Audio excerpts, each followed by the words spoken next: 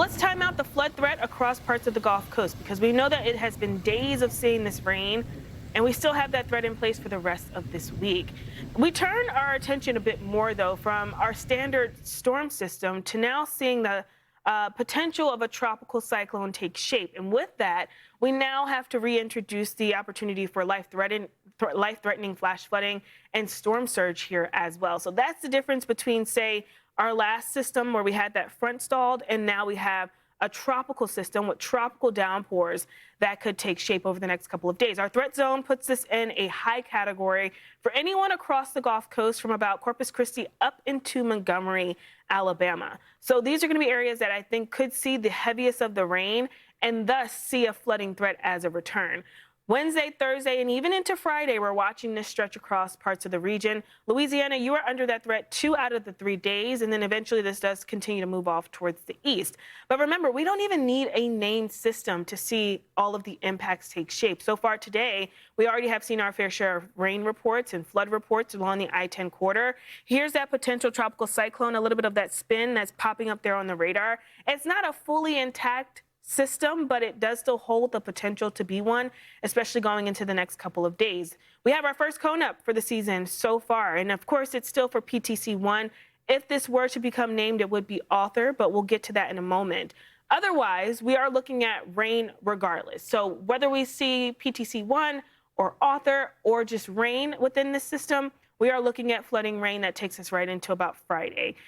Those areas that I want to highlight, Lake Charles, New Orleans, back towards Hattiesburg, you're under that highest tier of seeing flash flooding across your region, a level 3 out of 4 right now, and 4 being the extreme. So we're pretty high up there. Houston has been shaved away a bit, so it looks like we're seeing more of a easterly jog with this PTC, which is great news because Houston's a huge metroplex. Not so great for an area like New Orleans, which is also a huge metroplex across the Great Lakes. Timing is going to be everything. We start off with tomorrow morning. So overnight into tomorrow, we could see some of that rain for Texas. And then notice how most of that moisture finds its way off into the Gulf before re-entering on land or on shore as a rain threat here as well. So we'll keep a close eye. This is our Fox weather model, our exclusive Fox weather model here, that sees that flare up of moisture that kind of hugs a lot of these areas into Thursday. So that's going to be that flood potential, and we'll have to watch it moving over the next couple of days or so. But I mentioned, named or not, we will see that potential of a system that is capable of tropical storm force conditions.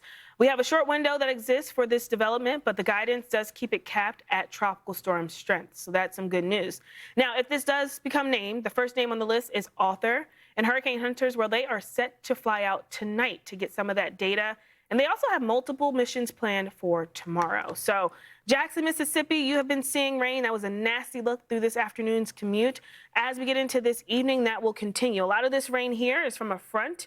That continues to diminish over the next couple of hours or so. But this starts to take shape, and this is where our new focus takes hold, right? PTC1, as of the last advisory, 30-mile-per-hour winds moving to the north and east at 6 miles per hour. Now, this is not a fully intact storm system. You can even notice that the circulation isn't fully there. It's a bit wobbly, most of the moisture hanging on towards the eastern half of that circulation. So let's talk about what a potential tropical cyclone is, because maybe, a lot of folks need this refresher from last season. Well, when we have a PTC, it has the tropical characteristics that haven't yet fully developed.